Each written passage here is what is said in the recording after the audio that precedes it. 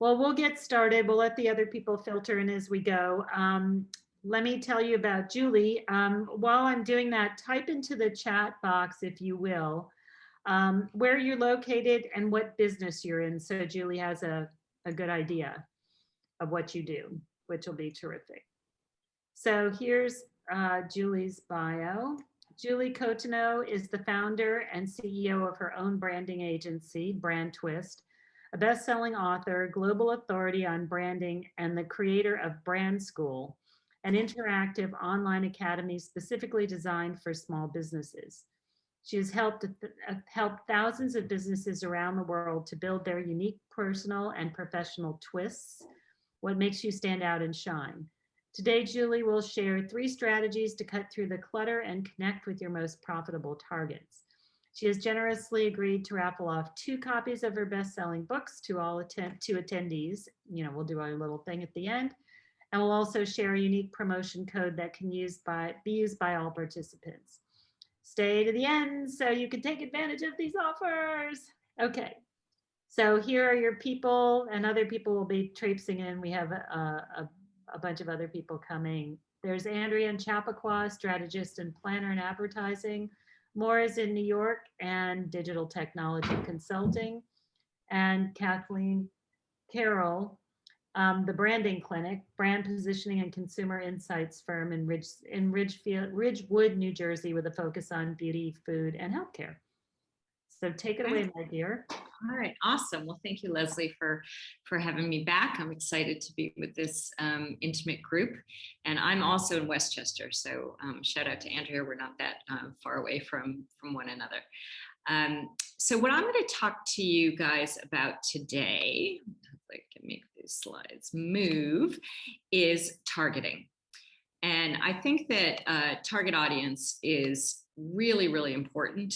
And knowing that there's some branding and marketing people in the room, I think you could look at this 2 ways.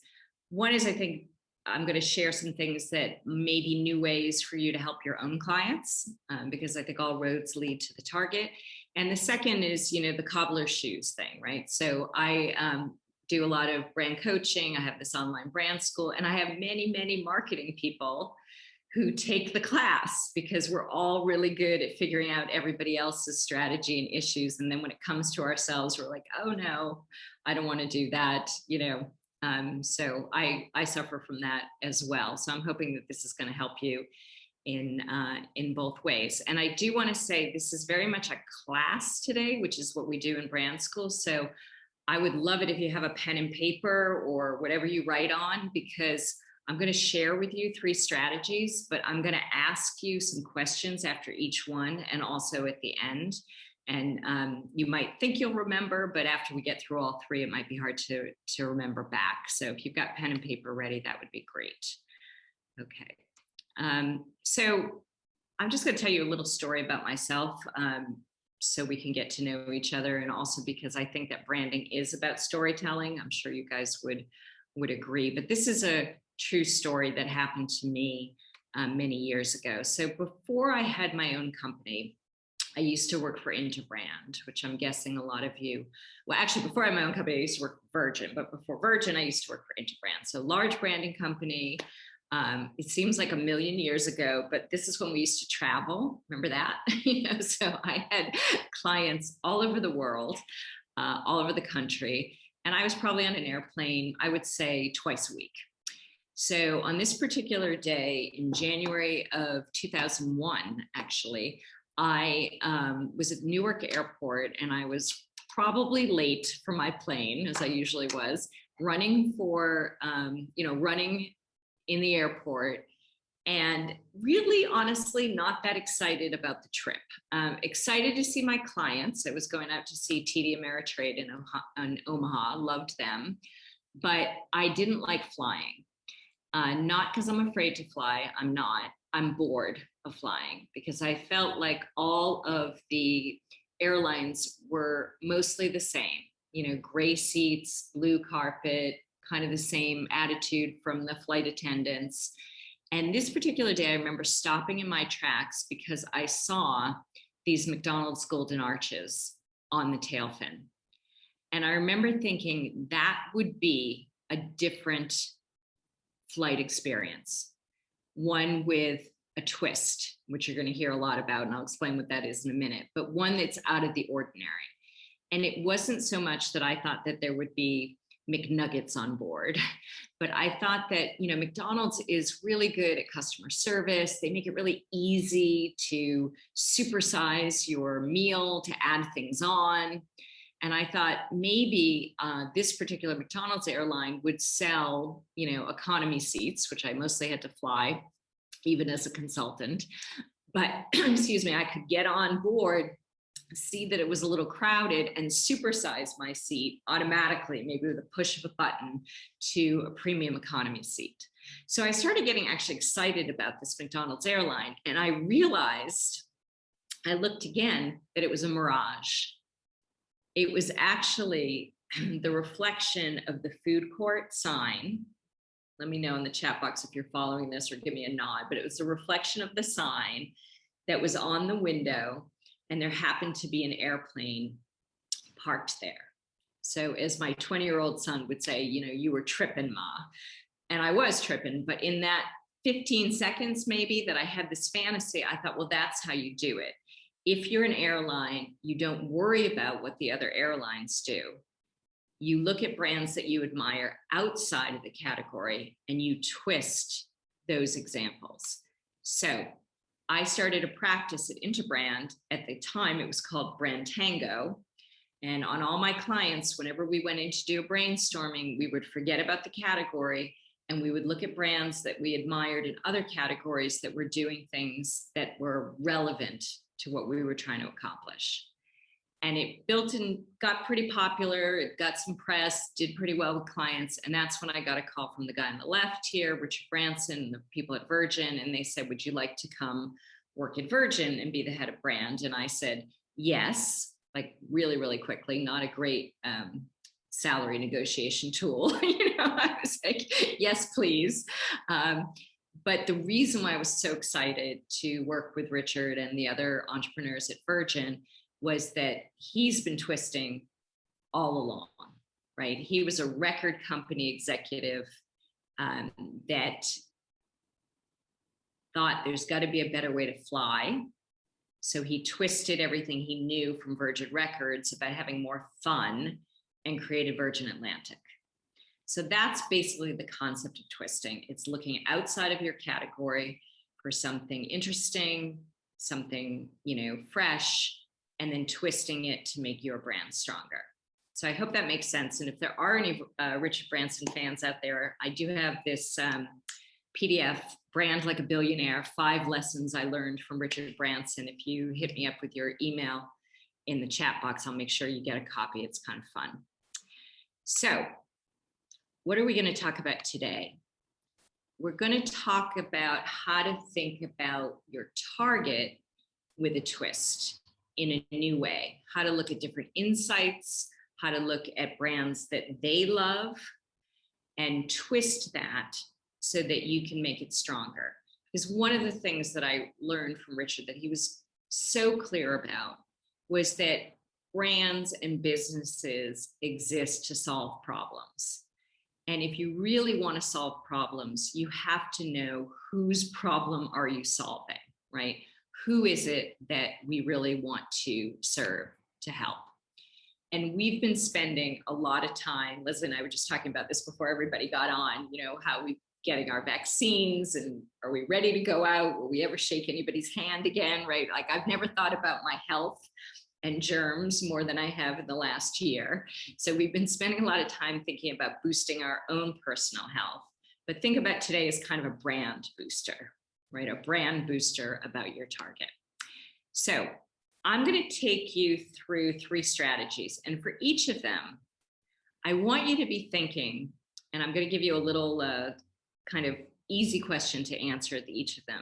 But when I'm talking about a specific strategy, I want you to think, oh, I'm already doing this. I am tip-top healthy. I'm good. Julie's just telling me something I already know. Or maybe in the middle, help, I've fallen, you know, I do know this intellectually, but maybe I'm not doing it either for my own business or for my clients, or, you know, probably a phrase that has taken on a lot of new meaning in the last year, but urgent care, right? This is something that I really need to pay attention to. And I'm going to ask you after each one for a little bit of feedback. So the first one is something that you probably know, but maybe you're not practicing. And there's probably some good reasons for that. And the first is that everyone is not your customer. Now, I don't know if you guys encounter this on your own business or with your clients, but I work with small entrepreneurs, but I work with very, very large clients. And even the very large clients that you would think would be like super sophisticated, I'd say, who are we targeting? And they'd say, we're targeting women 25 to 54. You know, that is not a target. I see Andrew's not here. That's a census group, right? Which I recently aged out of, I have to say. So when you target something that broad, well, let me ask you, what's the problem with going that broad? Go ahead and type that in if this is something. I'm just going to say it. It's reaching everyone. When I first started working at Liz Claiborne, they told me their target was woman 18 plus. Right. That was it. You know, and it was because everybody could buy it, but unless you start, you know, subsetting it and making it, you know, micro targeted, you're not going to get anywhere. Exactly. And, you know, an example of this, and exactly what Mara's saying, if you speak to everyone, you're not going to connect with anyone. But I'm still amazed. And if we have to be really honest here, you also might be doing this, but I'm still amazed at how many people cast the net really large. And I think, you know, in brand school, we always look at brands outside of our category that are doing this really smartly. And if you think about it, Apple, you know, is getting users from 5 to 85. I'm going to surprise my aunt for her 81st birthday tomorrow. And she often sends me, she just sent me a Passover recipe. And on the bottom, it said like sent from my iPad, right? She has an iPad, but she is not their target. You know, this is Apple's target, right? They're looking for people who are comfortable with technology, you know, my daughter, right, that use every element of it. But I still get people that come to me with help for branding, and I ask them, or I look at their websites ahead of time, and they're using phrases like, do you want to feel better? Do you want to grow your business? Are you looking for a full service marketing agency? Do you want someone you can trust? No, I'm looking for someone who's going to rip me off, right? I mean, do you need reliable advice? So this is really an issue. It's common sense, it's common knowledge, but people are afraid to target more narrowly because they're the most common thing I hear, particularly with small businesses. If I target too narrowly, I'll miss out on a lot of people, particularly right now when, you know, business is tough for a lot of people. We want to cast the net wide. It's the wrong thing to do. And that's why one of the things that I do with my clients in the brand school is we start with these target avatars. We give, you know, if you're a coach and you want to work with women who want to lose weight, we say not just women, we give her a name, you know, and what's the last argument she had with her husband about, and what brands does she love? And most importantly, lately, what we're asking is what has changed for her over the last year? Because no matter what business you're in, no matter what category, life in April 2021 is not the same as April 2020. And in general, what I'm finding is people want things to be easier, less choice, much less choice, right? More accessible, more last minute. Because not only are we thinking about all the stuff that we've always thought about as working women, and a lot of us as moms, we're also thinking about, do I have my mask? You know, how am I going to greet this person? How is this all going to go down? And I'm going to give you an example of a brand that I think is really doing this well. This is called Water Wipes, and it was actually brought to my attention by some clients I work with in the UK. They're basically baby wipes. But what they did is they launched a campaign and a club called the Early Days Club, because they recognized that their target isn't just every parent that has a baby that has a bottom that needs to be wiped, right? They want to connect with parents who are feeling alone, right? Who are feeling like, I'm having a baby right now. Especially think about this last year, you have a newborn, you can't go to the park or, you know, go into a Starbucks and meet 20 other moms and just go over to their table and say, which is what I did when I had my little girl on the Upper West Side. I would just like literally pick up other moms at Baby Gap. Like, oh, your kid's the same age as mine, let's go out for coffee, right? So I think this is a really interesting idea, and something really important to think about is, what is the mindset of your target, your ideal target, getting very, very narrow, and what's changed for them in the last year. And so this is the first example. I want you to ask yourself, where would you fall? And type that in for me.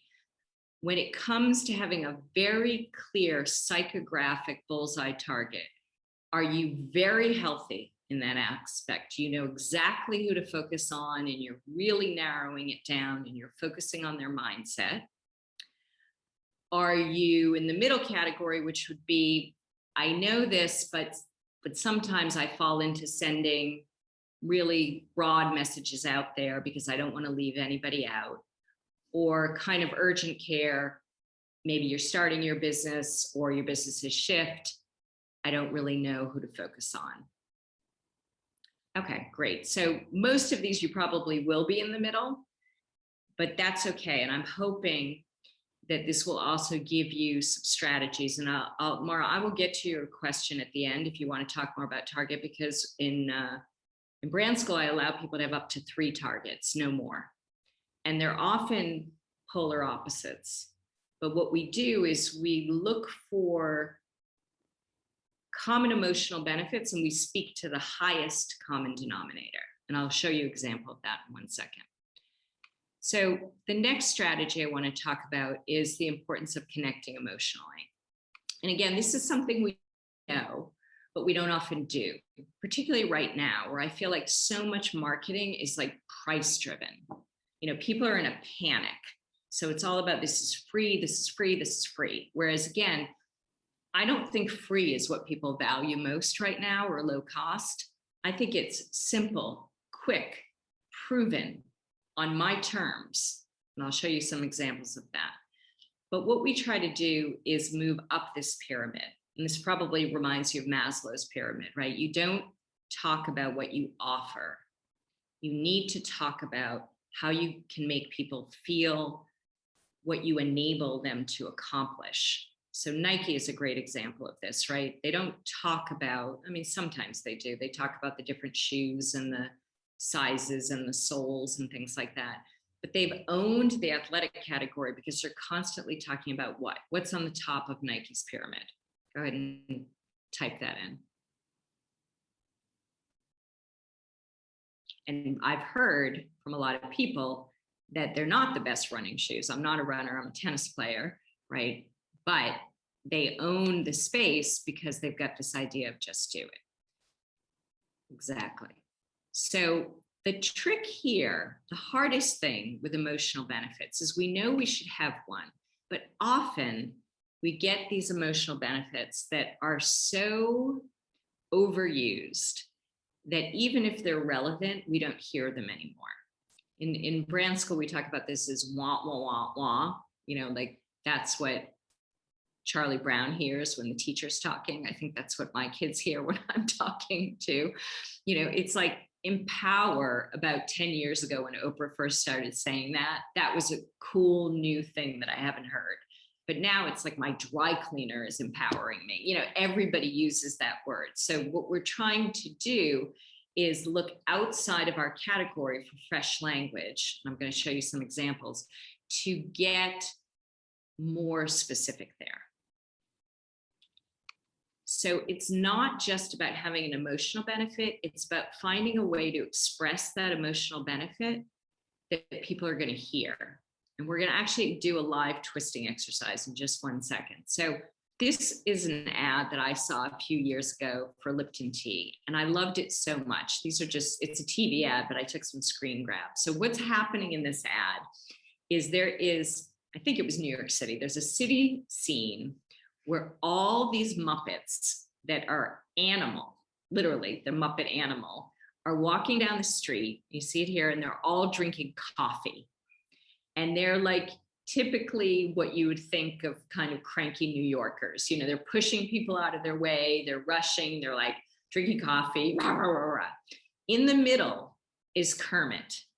And Kermit is the only one drinking tea. And he's literally on his own planet.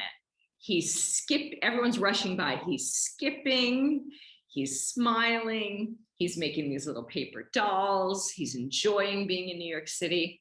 And the hashtag for this was Be More Tea. And I loved this as an example because it wasn't drink more tea. Our tea has got better flavors. We've got more caffeine or less caffeine, right? Or all the things that are on the bottom of the pyramid.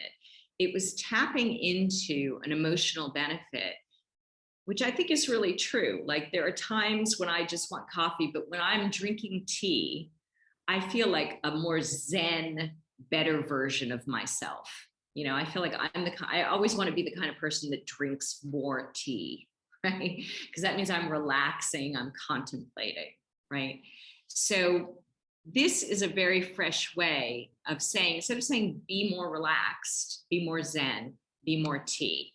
So I'm wondering if you twisted your brand with the concept of be more tea, and you think about the benefit that you give your targets, what would your be more be?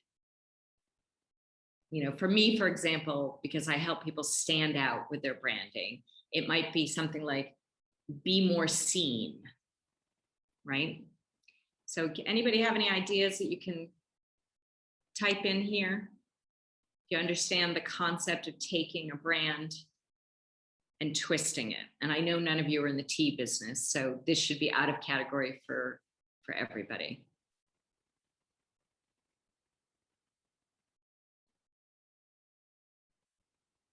Great, so Leslie's saying be more connected. Yes.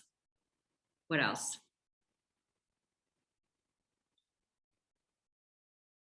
And it doesn't have to be proper English. You know, it can be more networkable. Ooh, be more human. I like that. Very nice. So Maura, remind me again what you do. Technology, which is what exactly kind of the angle I'm taking is like, is to bring, you know, think about more about the human beings that are part of technology too. Yeah, I love that, because everybody out there who's doing technology consulting could say, be more wired, be more connected, be more efficient, you know, be more, I don't know, digital, right? Right. But be more human, now you have my attention. And it might not appeal to everybody, but it's going to appeal perhaps to your target who want to use technology as a means to an end. Yeah, and even in the way they work, right? Like I've been told that this angle is going to really be a tough sell for technology companies, which is good because I don't want to work with technology companies. Exactly. And that's the thing, when you get really specific, right, on your target, some people will not want to work with you. There are people who don't like the idea of twisting. They say, Julie, just go figure it out and come back. You know, I want to work. I've had people say to me, our financial services advertising and branding is really terrible. We need fresh ideas. We want to fly you up to Boston, have you meet with our CEO. By the way, what other financial services companies have you worked with? And I said, well, you know, I have worked with some, but that's not really what I'm about. I'm about working with lots of different categories and bringing that. And then they said, well, we don't want to work with you. And I said, okay, so you're telling me that your categories get terrible branding, but you want to make sure you're working with an expert in terrible branding. So I was like, okay. And then of course I said no. I said, great, well, I really don't think we're a good fit. And as soon as I said no to the CEO, what happened? He was like begging me, could you please come to Boston? Because you can't especially say no to men and then they want you to come. But anyway, another story, different webinar. So that's just an example of getting an emotional benefit, but how do we get a fresh emotional benefit? We use language from brands that are outside of our category. We take our brand blinders off. We stop worrying about what other tech companies or advertising agencies or consultants are doing. And we look for brands that are very fresh. So my question here is, do you feel right now you have a very compelling and, most importantly, freshly worded emotional benefit? If so, give yourself a very healthy. If you feel, you're not quite sure, or actually these are I think I flipped these. So if you feel like your emotional benefit is okay, but it's generic, then say, I need more help. And if you feel like you don't even know what your emotional promise is, then you're urgent care. Okay, so very healthy, great.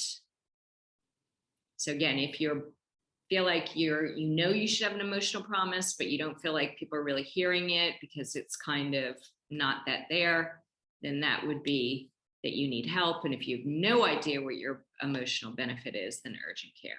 Okay, so we're getting very healthy and some urgent cares. All right. And then the last strategy that I want to share with you, and then I want to take some questions, is I want to actually show you how to do this a little bit more in depth. So I'm going to show you a case study of a brand school student. And before I get there, actually, I want you to think about which brands you really love. And the way to pick a brand that you really want to twist with is a couple different ways. One is, it could be a brand that you really admire. Like, we all have those brands. I have this friend, Sherry, that before I got Netflix, every time I saw her, she would say, did you get Netflix yet? And I finally said to her, like, are you on commission? Because I don't understand why this is so important to you. But it had kind of changed her life, right? So we all have those brands that we're totally passionate about. If you have a brand that you're totally passionate about, type it in. I'd love to hear it. I have many. So that's one way to look at a brand that's appropriate to twist with. Another way is a brand that your target loves. So I'm going to show you an example of that in just a minute. And a third way, I think Marissa, someone's trying to get in.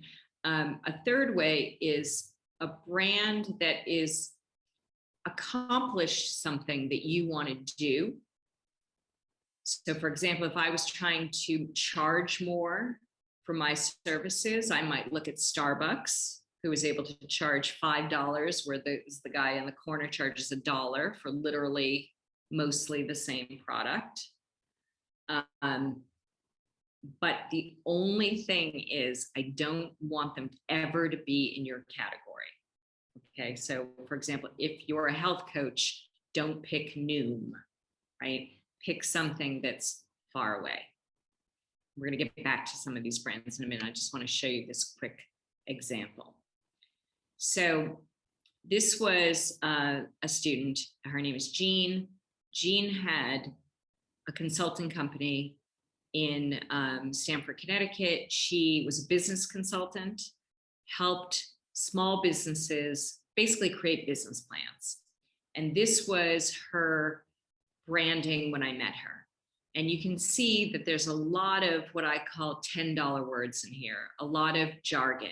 She was talking about, I help small businesses, startups, nonprofit with comprehensive analytical business and management expertise. I call these $10 words, right? It's the same jargon that everybody uses.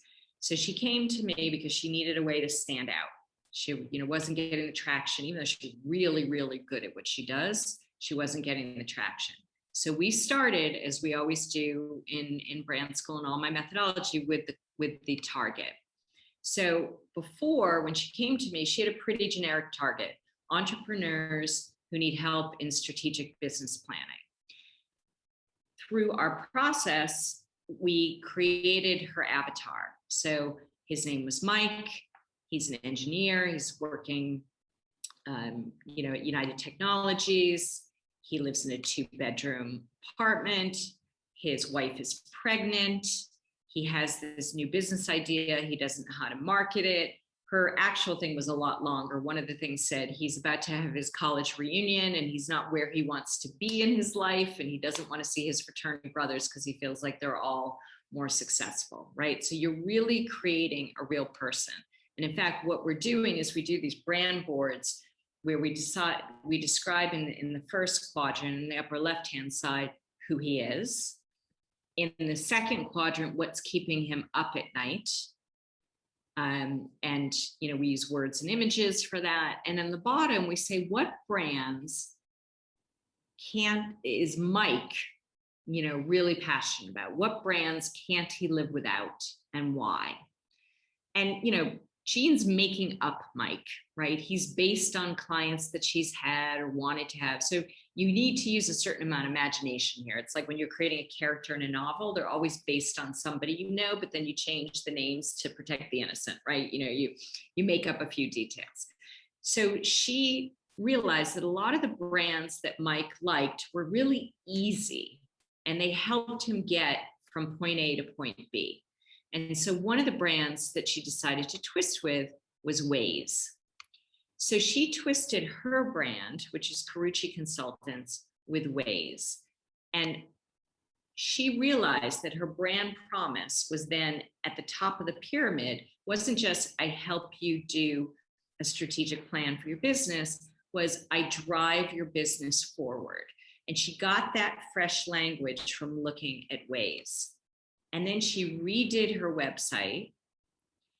She talked about the key to driving your business streams forward. She had different packages, right? For different clients who maybe needed a little bit of help, they would sign up for the test drive package. Who wanted more help, the standard key package. Who wanted a lot of help, the master key package. So you see where this fresh language and ideas is not coming from looking at other consultants, it's coming from looking at Waze. And here's my absolute favorite. Because Jean really wanted to work with the Mikes of the world, which are basically, I think I forgot to mention this, but Mike is an engineer, but the idea that he has is actually for a new sound engineer app. He's actually a creative person. And we all know creative people, and I count myself within this, sometimes we're not super organized, right? If you saw my office, you would think I'd just been robbed sometimes, right? So what Jean does at the end of every engagement with a client, she gives them a USB key, which is literally in the shape of the key, so it fits with her brand. It has all the files that they worked on together. And this is what I call a really effective brand touch point. In my book, I call these vomit bag moments, but that's a whole other story that happens from Virgin Atlantic. If we have time, I'll tell you. But all of this was inspired from getting to know your client, emotionally, what's driving them. If I were to do Mike today, I would ask the question, what's happened, what's changed for him in the last year with the pandemic? And then when you have an idea of what's your emotional benefit, to really find fresh language and bring it home, you twist with another brand or many brands. And in her case, it was Waze. And that allows you to have fresh language that people are going to hear. Does that make sense?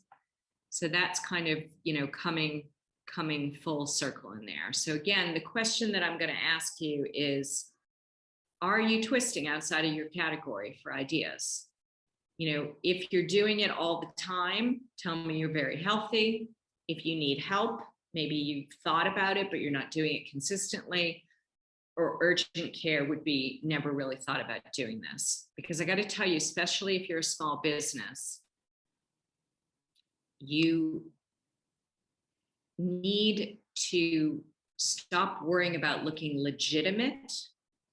It's not enough to be qualified anymore because of the internet and the low barriers to starting businesses. There's a lot of legitimate people out there. You need to figure out how to communicate your difference.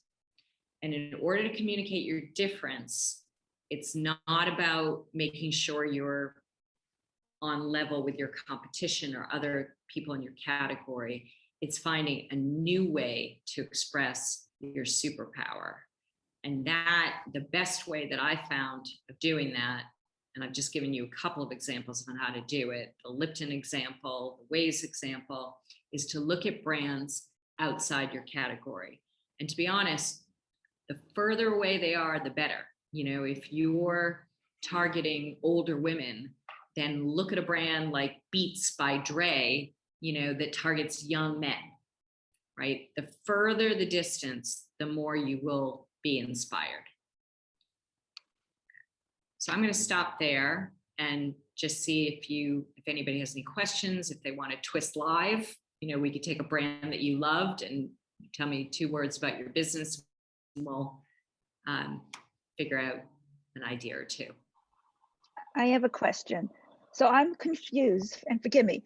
I work with brands, but I'm looking to help rebranding my own consultancy more than. So I keep thinking about my clients' brands, but I'm looking where I need the help is the world has changed, and I need to figure out what to do with my own small business.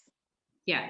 So, what's a brand that you love? Just a brand that you admire? Did you put one in here? Yeah, no, I mean, I was confused. Like I was thinking my branding or brand. I mean, well, it's for both, honestly. Yeah. So for your branding, and again, I started this by saying I work with a lot of people who are marketers who need help in their own branding. I can tell you how many designers I work with that don't have a website, right? So what is it that, Andrea, that you think is kind of your superpower? What do you do really well? If you had to name one thing. My negotiation.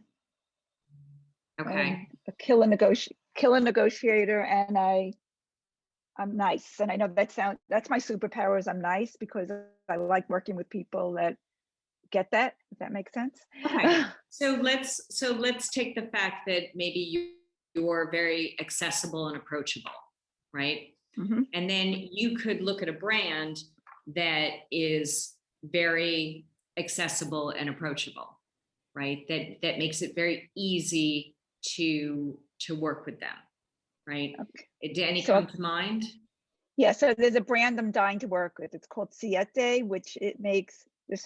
They're all over Whole Foods and make a whole line of grain-free chips and tortillas. They come out with cookies, and it's going places because now all of a sudden I discovered them before they were anywhere. Now they're everywhere. All right, so let's take that as an example, but I'm not talking about what brand you want to go out and pitch. I'm talking about what brand you want to be inspired by. So the first thing you said was that Siete is grain-free, right? So if I were to twist your brand Andrea, your company brand, to help you stand out more in the market, and I would be inspired by Siete, I might say, well, what kind of blank free could you promise? Could you say, I'm ego-free? I'm bullshit free, right? I'm hassle free. Because a lot of marketing and branding experts have very big egos and they have their idea and they want to jam it down your throat, right? I've worked with a lot of those on the client and the agency side, right? So that's how you would get inspired in a way to promote. Okay, now I get it. Instead of saying, I'm an expert marketer with 25 years experience, which we all have 25 years experience if we're, above 45 or 46, right? Those things nobody hears. But if you're inspired by a brand outside your category, that can help you with the messaging. Does that make sense? It does. So I need help beyond that, but that's not necessarily what you do or what this is about. But I'm saying, well, I'm going to tell you how you can get help in 1 second. But right now, I worked at the beginning of COVID. My only goal was to rebrand and do my website, and I finally have it, and I'm in love with it. It speaks me. It's so me, and it's great. But now my next step is how to get clients from it. But that's all. Yeah. Okay. Well, we'll talk about a little bit about how you can get some help with that. Does anybody else have a brand that they love that you want to spend a second twisting with?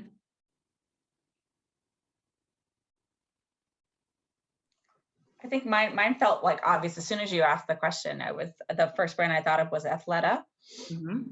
And I just went on their site to see what they say about their brand. And their hashtag is Power of She, which I think kind of goes really well with what I was talking about emotional intelligence and kind of the softer side of tech. Yeah. And I'm glad you brought up going on their website, because here's a trick. Often the main real estate on a website is filled up with specials. Like right now, I'm sure Athleta has tons of stuff on sale for Mother's Day, right? So what you need to do is go on the very bottom, and it's usually the about us, our vision, our mission. That's where you find these days really what a brand promises. Even with Nike, if you were to go to Nike.com right now, it's probably all about, you know, whatever's happening in the world of sports, whether it's the draft, you know, or what's happening in terms of Mother's Day or graduation or whatever. So you have to dig a little deeper, but I like that. It could be, you know, the power of IT, right? Yeah, okay, cool. Anybody have any general questions or an area that you felt like you needed urgent care that you want to talk about? And Lesley, you just keep me honest on the time, because my phone is across the room charging, so I don't know what time it is. We'll watch you, no problem. Okay. Kathleen, anybody else? Susan? Kathleen, I'm good. I'm actually in the car, so. No car Maura, crash. was it you that mentioned you had two very, very different targets? Yeah. So really it's like startups, like early stage startups and Fortune 500 companies, because those seem to be the clients that are attracted to me. And I have most of my experiences with Fortune 500 companies as an employee. Yeah. So I have the same thing. You know, I have Fortune 500, 100 companies, and then my real passion is doing things like this and my brand school and coaching.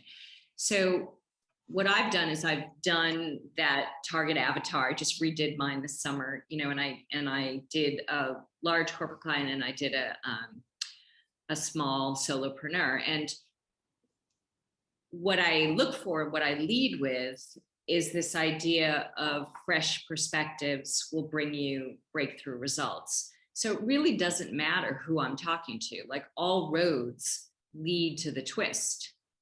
So, you know, I've also, if any of you are creating a brand name or thinking about that, you know, I had a lot of opportunities for different brand names. I used to actually run the naming group at Interbrand. So I've named things like Orbits and, you know, Subaru Tribeca and things like that. When I came to my own brand name, I said, should I call it Julie Cotino Consulting? Which I could have, because when I was VP of Virgin, I had, you know, fairly strong personal brand. But I said, no, I want to choose a name that as soon as I introduce myself and I talk about brand twist, I can launch right into my twist, which happens to be the twist, right? My unique point of difference. And so I think I get that question all the time. Like, should I name it after myself? Or I'm starting my company and I'm going to just name it something that makes me feel legitimate. And I help a lot of people change the name and keep the same DBA, but change the name to one that as soon as you start the conversation, you can get right into what's different about you. But did you change the name right away, or did you start out using your name? I started out as Brand Twist. Okay. I also have a very hard to pronounce last name, right? Because I met a Frenchman when I worked at Grey Paris 25 years ago, and I brought him back. But I actually, while I was at Virgin, I started a blog called Brand Twist. So that's the other thing. I'm a big believer in the side hustle. You know, while I was still working at Virgin, I was creating Brand Twist. Nothing in conflict, but I was trying it out and I was building it. And, but I have seen people who've been in business 10, 20 years change the name, because changing the name can be a great opportunity. People love name changes because they love to criticize names, right?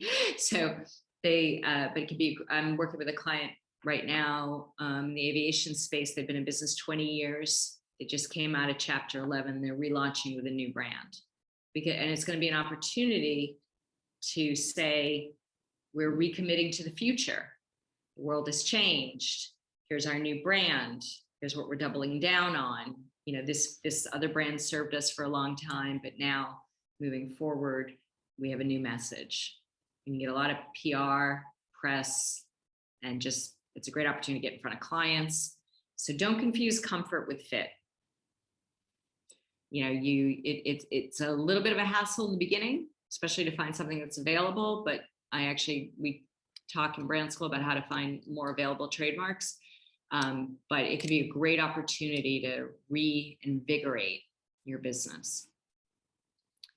Let's see, were there any other, Kathleen's, I think, is in the car. Susan, did you want to ask something? I saw you come on and then pop off. I didn't know if you had a question. Yeah. Hello. I'm on my phone. Yeah. I can't really see anything. Well, I think I'm sorry I came late. I'm gonna have to go re-listen, but don't confuse comfort with fit. I love that. Thanks for the courage to maybe change your name. And then I love the fact that you said, you know, just a way of twisting everything. Like you just said to that woman, what do you like about that company? It's like anti-gray. And so then you add to your beat, I'm anti-ego or whatever. I like that. Yeah. So thank you. I just wanted to say thank you. I agree with a lot of what you're saying.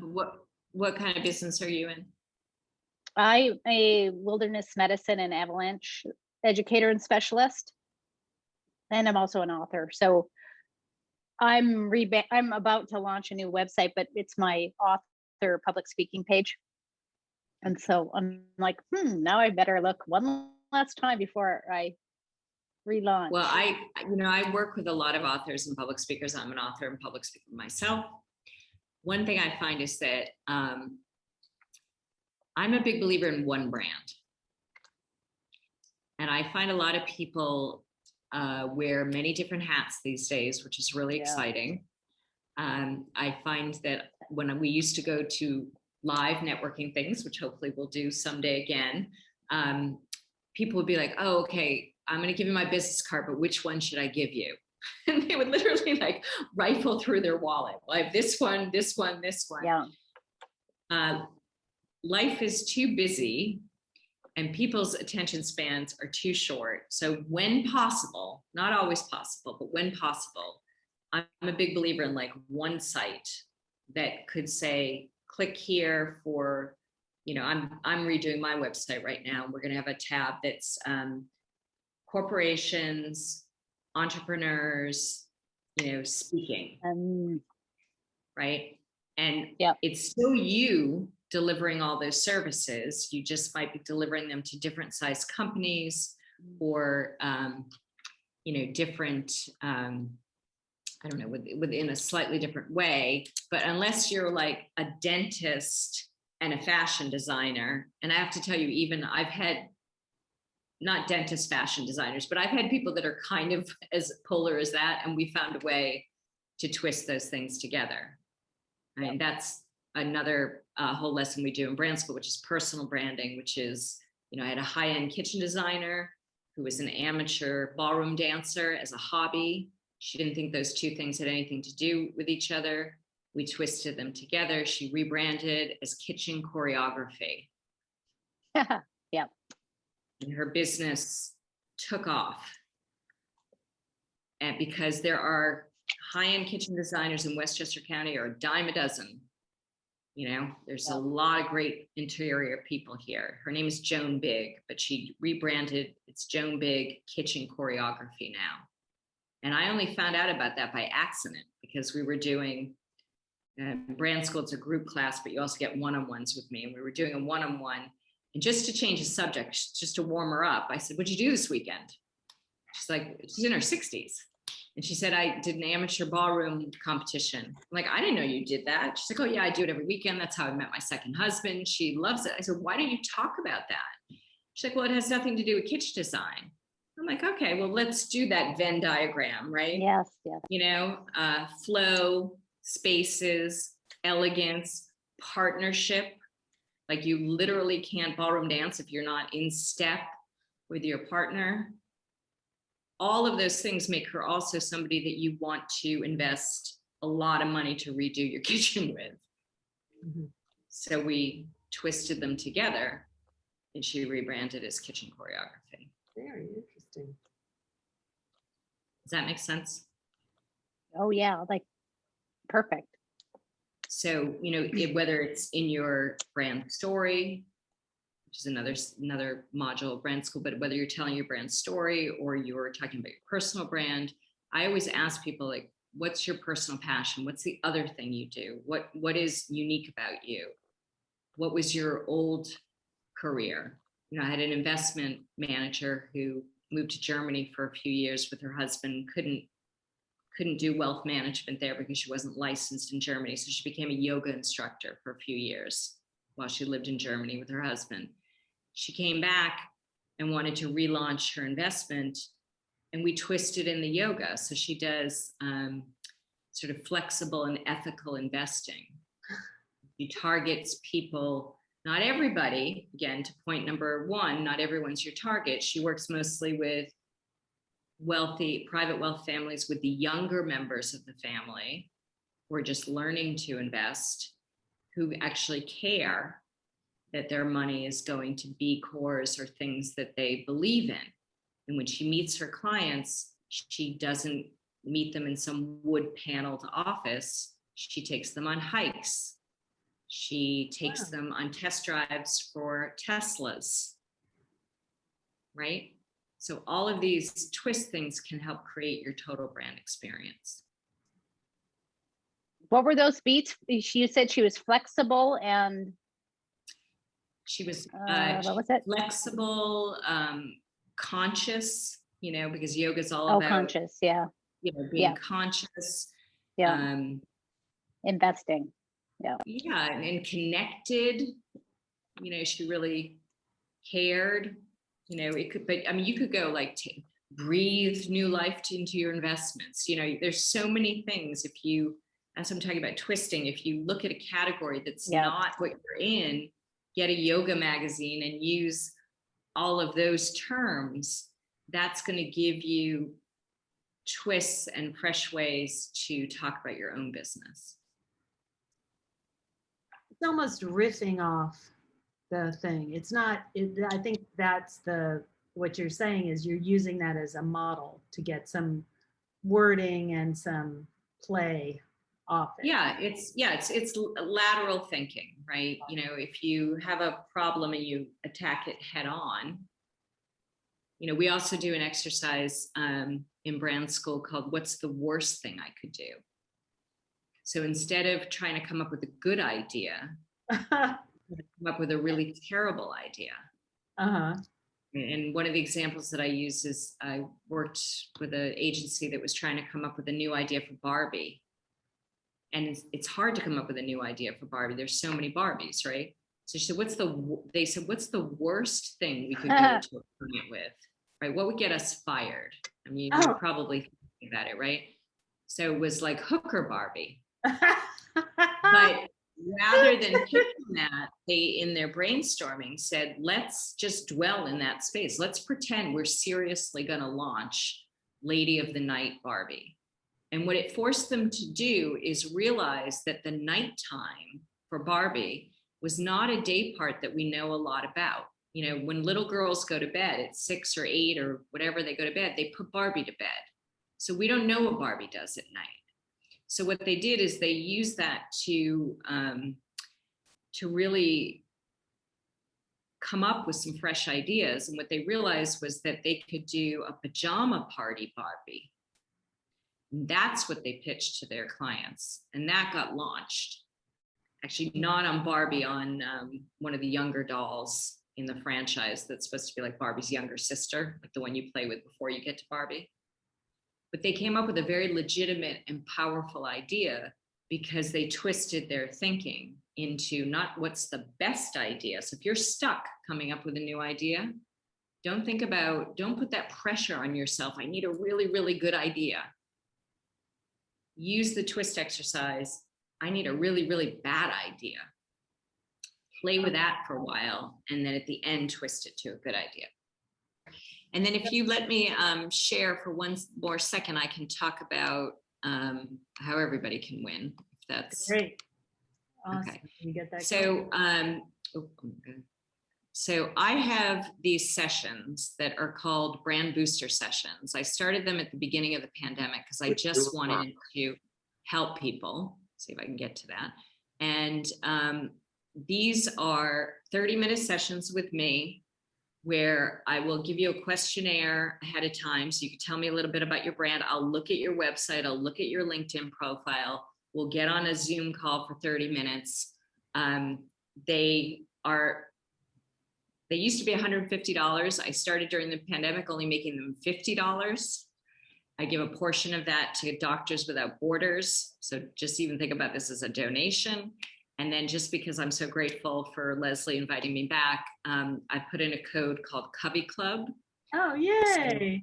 So save 20%. Oh, that's sweet. And you know, to me, this is a no-brainer. If any of this has resonated at all, then, you know, book one of these today. I've got some next week. I've left some spaces open for the CoveyClub.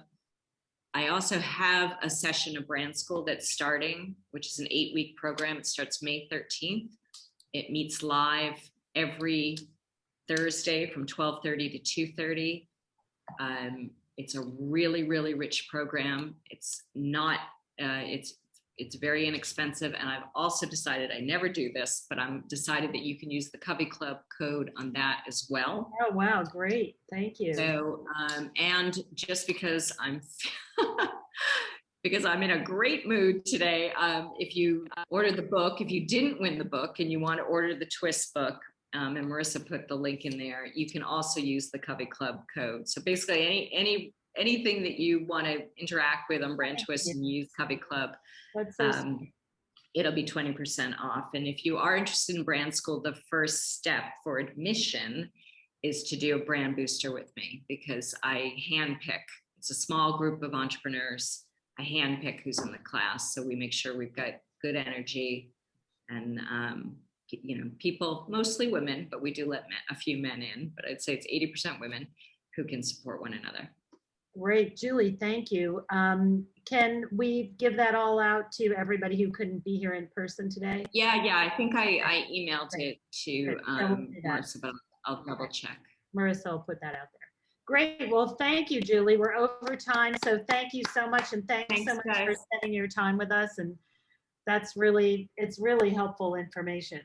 I'm going to do that. Great. Thank you. I'm going to talk with you about Covey, because Awesome. Covey's going to be the murder club, because that when I was looking for small groups of birds, it was a murder of crows, but everybody was like, no, you can't use that. So Thank you, everybody. Covey. All right, I want to hear that story, so definitely. All right, thanks, Thank guys. you, Be guys. well. Thanks, Julie. Be safe. So appreciate Thank it. you. Take care, all.